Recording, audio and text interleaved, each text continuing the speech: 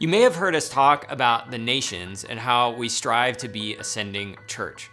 What in the world does that mean? How do we do it? Well, almost 2,000 years ago, the Apostle Paul wrote, "How then will they call on him in whom they have not believed? And how are they to believe in him of whom they have never heard? And how are they to hear without someone preaching? And how are they to preach unless they are sent?" This is the biblical pattern, God glorifying himself among all peoples by using his church to make disciples near that will ultimately scatter far to continue to make disciples and plant churches. Yet today, billions of people, 3.4 billion in fact, live and die without any access to hear the good news of who Jesus is and what he has done. These people have no hope for now or eternity. So we send. We introduce people to the God who reveals himself in Scripture, the God who is not only worthy of their worship and devotion, but also those from people groups all the way from the Aceh people to the Zhuang people. We train them in how to practically share their faith and make disciples here.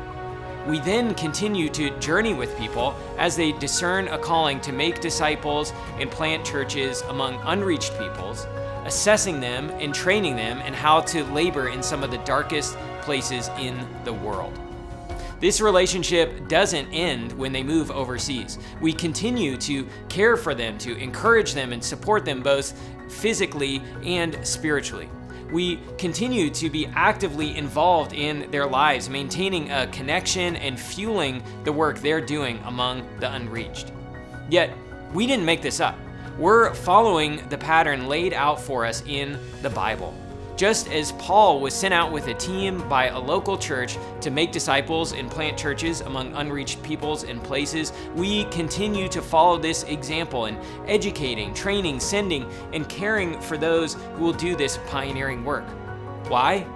Because ultimately we know that people can't hear and believe in Jesus without people going, and people can't go unless they're sent. We believe that these people, created in God's image, are worthy of those sacrifices. Even more importantly, Jesus is worthy to receive the prize for which he died, a people redeemed from every tribe and tongue and nation. So we go and we send.